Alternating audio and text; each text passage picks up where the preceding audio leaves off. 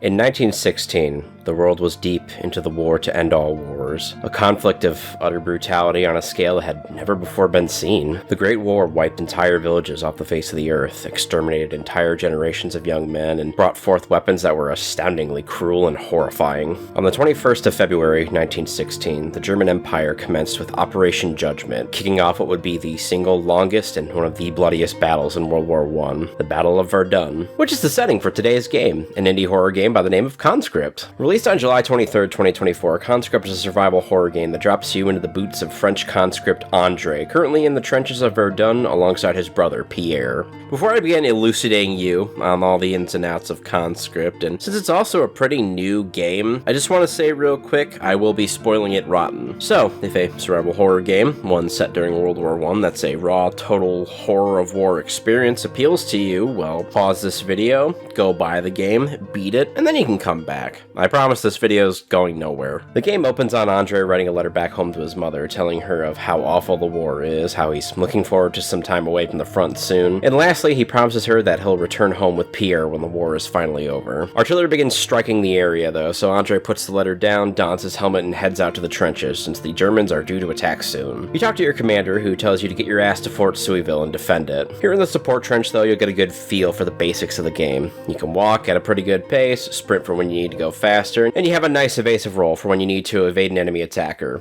Or you can just do it for fun. As you progress, you'll pick up a trench shovel to learn how melee works, and you'll come across some firearms too. There, you have roughly as much training as your average World War I conscript. Grab your shovel and go cave in some Hun's head for the glory of France. The Germans begin swarming your trench now, and it's up to you and your fellow frogs to defend the area. Or you can just run away. That's actually a viable option in this game too, but I did not do that because I am not a coward, and I would never abandon my comrades under any circumstances. After a fierce battle, you beat back the German advance, but that's when they start to slam your trench with gas shells, so you scramble your ass out of there so you don't die horribly. Unfortunately, you run right into a German trench raider who knocks your ass right into a flashback. In these flashbacks, you get a nice little window into the idyllic little life that Andre left behind after conscription. You learn a bit about his family life, his brother's amazing piano playing ability, and the family's overall lineage before you regain consciousness an hour later among the bodies of your comrades in a fun little corpse room. All the weapons you've picked up so far are gone, barring the basic bitch pistol, which you can pick up from a dead Frenchman in the same room. Stumbling back out into the support trench, you realize quickly it is now in German hands, so you need to get the hell back to friendly soil as fast as possible, as well as find your brother too. Can't break your promise to your mother, after all. From here, the gameplay of Conscript opens up. Conscript is a survival horror game that draws very heavy in inspiration from classic survival horror titles like the original Resident Evils and modern Resident Evils too. You're stuck in a desperate situation and basically have to scavenge all of your weapons, ammunition, and supplies off the battlefield of Verdun. Your enemies are relentless monsters determined to see you dead, and the environment is just as hostile as they are. Gameplay is split between two main things. One, around locating the items you need to progress through the game's various areas, from simple stuff like keys to emblems used in puzzles to shelling an area with artillery so you can open up a new pathway. Two would be the combat. Double kill. Conscript's combat includes both melee and firearm-based combat, of course. You have a pretty impressive array of firearms at your disposal here. There's a bunch of different pistols, your standard infantry rifle, and most importantly, Germany's least favorite weapon, the war crime committer, the shotgun. Double kill. And two varieties, trench gun and even beyond that, you have a light machine gun that you can bust out, and the game even gives you access to a hand cannon and its bigger, bulkier brother, the elephant gun. You know, for those Germans that have had their spinach that morning, or just in case a graboid comes around. Guns operate on a pretty simple paradigm. You aim with the right mouse, and you fire with the left. The longer you take to aim, the more accurate your shot is. You are just some scrub plucked off a farm to fight, after all. Coolly, a good portion of your weapons require you to pump or rack the bolt to fire the next shot, adding a whole new layer of anxiety when you're fighting multiple enemies. Melee weapons operate on an even simpler principle. The higher you raise your arm, the harder you hit. Your melee weapons also just raise in damage levels as you find new ones. Trench shovel's the weakest, then knife, raiding club, old axe, and the humble cavalry saber sits at the top of the pyramid when you find it. Melee weapons do have one additional drawback though, in their durability. If you use a melee weapon on enemies a bit too much, it will break, meaning you either have to switch or find a weapon repair kit. You also won't lose any durability on barrels, so just feel free to clobber those all you want. So now let's talk about the survival elements of conscripts, since they also play a pretty big part in the game. Since it was super common for the soldiers of World War I to be incredibly poorly supplied, you are too, so you'll need to scrape up everything you need off the battlefield. You'll typically find scraps everywhere, items of little or no effect on their own, but they can be combined to create usable stuff. You'll be able to craft antiseptic bandages, create bullets and shotgun shells from gunpowder, and be able to craft improvised weapons like a Molotov cocktail. This crafting is tantamount if you don't want to be a statistic out here in Verdun. If you do ever find yourself lacking in a needed component out there, feel free to hit up the friendly merchant. Though he simply refers to you as soldier, and you never actually catch his name, the merchant will always be there to provide you with all manner of components, guns, and useful items too, as long as you have cigarettes to trade, of course. The universal currency. His various sanctums, always bathed in a familiar, soothing blue light, are strongholds of peace in the hellish fields of Verdun. These safe houses are also where you can spend your gathered ink pellets to save your progress in the game. Conscript has static save points. You can only save in this room, and there are no autosaves, so be sure to save. The merchant can also tune up your weapons, increasing their firepower, reload speed, and ammunition capacity on certain guns. No, you can't mount additional barrels on your double-barreled shotgun, sadly. All you need to do is provide him with the necessary gun parts. Back to the story though, you end up meeting with the remnants of your unit deep in the bowels of Fort Suiville. Your commanding officer lets you know that they will be retaking the fort and tells you to get ready to assist them in doing so. He also informs you that he has no idea where your brother is, but that doesn't matter since you need to help this assault out. So you ready yourself for another bloody fight against the Germans. Let me take a second to talk about your foes in Conscript. You'll obviously be fighting the soldiers of the German Empire. You'll run across quite a few different ones in your adventure here in Verdun. Your standard German conscripts are much like you at the start, weak, inexperienced, and ultimately not terribly difficult to fight, even if there's multiple of them. They have a melee variant that uses a trench shovel, and a ranged one that shoots the rifle. Raiders are a step up from these scrubs, a bit more seasoned, a bit spookier with their deep red-eyed gas masks. They sling war clubs around, and you can hear their deep gas mask breaths, which makes them easier to detect. They also have the ability to kick, which can knock you out of any swings or shots you might be aiming to take if they're close. Knights are massive Germans sporting full plate armor, making them very resistant to any small arms fire, though they are still pretty vulnerable to a shotgun blast to the face. Commandos are incredibly fast-moving, hard-hitting fighters, Germany's finest, quite frankly, with a raw melee variation that can take a ton of punishment and dish it out too. The ranged variant is super intimidating as well, since they can not only shoot you, but they have a bayonet mounted on their rifle, so they can scrap if you get close, so you can't just rush up and beat them to death like with a basic conscript. German officers aren't terribly noteworthy, but they do use a cavalry saber, meaning they will carve you to pieces if you let them get close. The most powerful soldier in Germany's arsenal, though, is, of course, the Flammenwerfer. These hell-spewing devils are encountered only in the very late game, towering tanks covered in armor and breathing dragon fire, which not only does damage, also inflicts you with burning over time. They take a ton of punishment too, and even explode when they finally give up the ghost, meaning one last fuck you before they die. I'm sure all these fine Ubermensch have you asking for your brown pants, to the point where, well, maybe you just don't want to fight them at all, which I will inform you, that is a very viable strategy.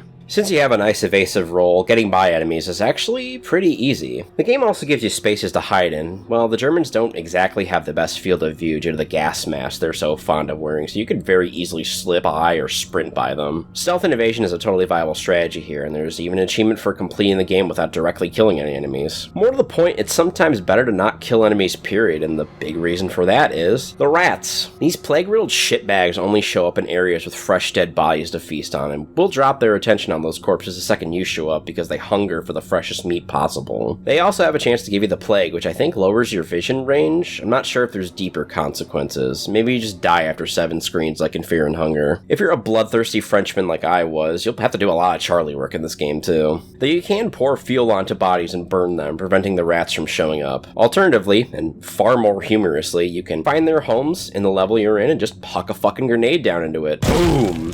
Take that, you little bastards. After a hellish battle, you and your fellow frogs retake Suiville. Your lieutenant congratulates you on the successful offensive, and also lets you know that your brother is alive, but he's trapped in the basement of German-occupied Fort Vaux. Vaux is the next objective on the docket for France, but unfortunately the last attack left you far too depleted to mount an assault. The lieutenant orders you to head for nearby Fort St. Michael to rally the healthy, able-bodied men that are there. Only problem is, southern road to the fort is swarming with the Huns, so good luck. He lumps a lot of pressure onto you, honestly. Good luck.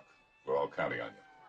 You take the road key and head out, but you're so exhausted you just collapse into the dirt and have another flashback. Thankfully though, your boy, the merchant, finds you and takes you to the safety of his lair. What would I do without you, man? As a quick aside, there are actually a few NPCs you meet that are a consistent face in this game. Marcel is a constant in your unit, saving your life and even supplying you with a ton of stuff. Gaston, while he seems a bit lackadaisical since he always just asks you for a cigarette upon encounter, he is, however, just as brave as any of your comrades. There's also the humble, unnamed medic. He's a guy that, because of how poorly supplied the French army is always needing help of some variety via equipment you can deliver to him. But if you provide him with what he needs, he'll always trade you something very useful in return, so it's worth it to do so. I felt an odd kinship to my fellow soldiers in this game. I know they're in the exact same boat as I am, just being some poor slob scooped up, given minimal training and told to go die in a filthy trench for the glory of an empire that couldn't give less of a shit about you. I guess things never really change, honestly. Oh, before I forget, items. You actually run across a decent amount of items in the game, some required to advance, and some that you can equip just to make your life easier or adjust your playstyle. Something like a gas mask is a requirement since any area flooded with mustard gas requires it to cross without,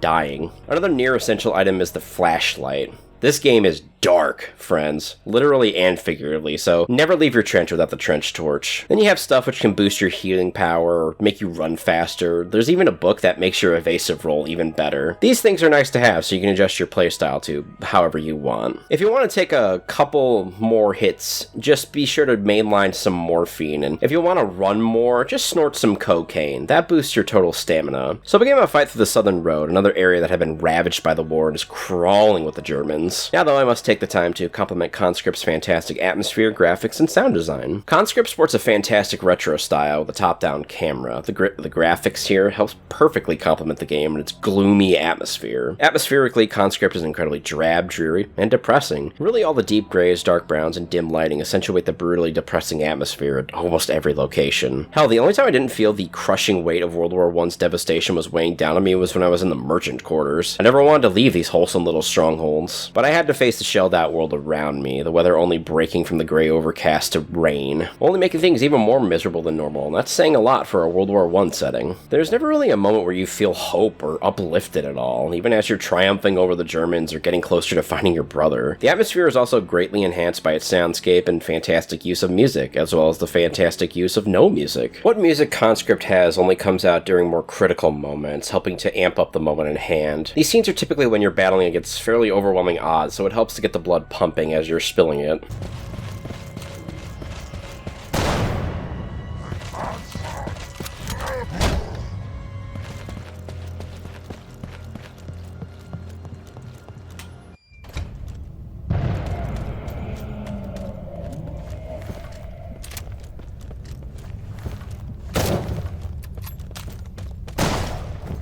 Complementing the sounds, all of the guns sound pretty fantastic. Your melee strikes sound pretty nasty, and your enemies screaming in pain as you savage them to death helps amplify the horror of the situation at hand.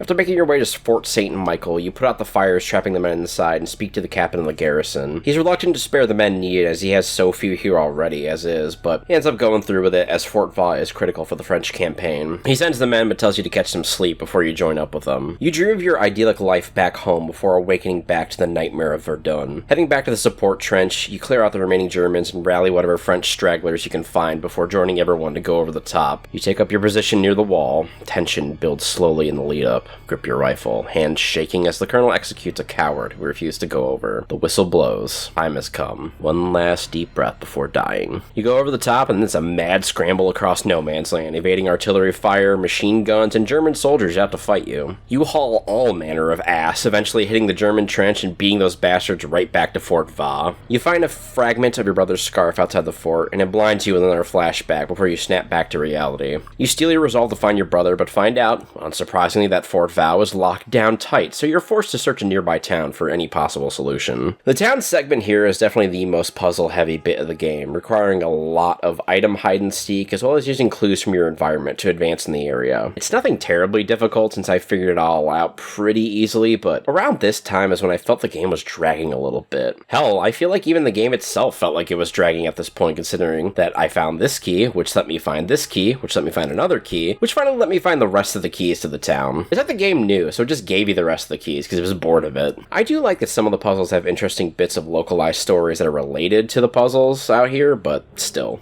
it got a little boring. After some deep searching of the area, you locate the key to Fort Vaux on some dead trooper in an underground tomb, but as you're heading back, the town begins getting shelled by the Germans. You're trapped as the tomb begins collapsing around you, destroying your gas mask filter and leaving you shit out of luck as the mustard gas closes in all around you. You lose consciousness, and you're brought back once again to your family home, though this is the flashback that's a bit more interesting since the day both you and your brother got conscripted into the army. The flashback ending as soon as you board the truck for basic training. An hour passes and you regain consciousness, the medic having dragged you to safety and treated your gas lungs to the best of his ability. He advises that you stay put and rest. Vaux is a German stronghold, and a majority of your fellows that went over the top with you got slaughtered. You're a bit too bullheaded to be convinced, though. The medic understands this, and he offers one final bit of info.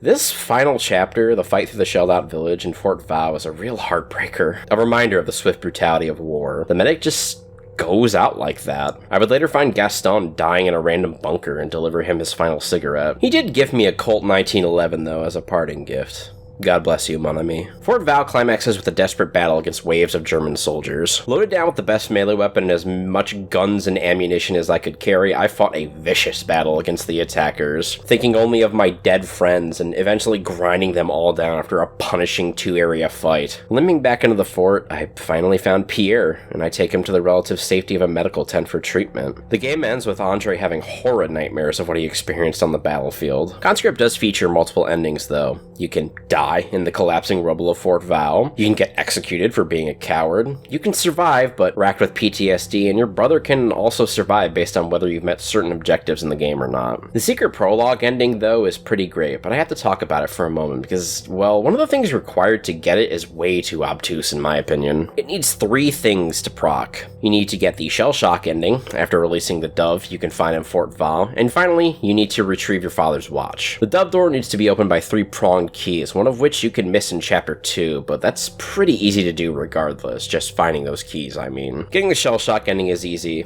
You just have to fight every battle in the game. Your dad's watch, though? Check this shit out. It's locked in Pierre's trunk in Vaux, the lock featuring pictures instead of numbers. To figure out the combination, you have to remember all of Pierre's drawings from the flashback scene and cross-reference them with the journal you find and read in the flashback before Chapter 5. Which is way too obtuse for my liking, even if it kind of makes sense when I write it down and say it out loud like this. Anyway, I like the secret ending, so here it is. It's 1940 now, and you're back on your homestead. You think you're Andre, but it becomes obvious after a little play that you're actually his son. Learn that Andre and Pierre had a bit of a falling out after the war because of Andre believing Pierre owing him one for saving his life. Pierre lost his leg in the war on top of having his lungs irreversibly damaged by the gas used in the conflict. One night during a family dinner, Pierre would perish after a violent coughing fit. His piano sits unplayed in the corner of the house now. You head outside to once again find another conscription truck has arrived. It's World War II, and now it's time for Andre's son to suffer the same horrors of war he did. And that's Conscript.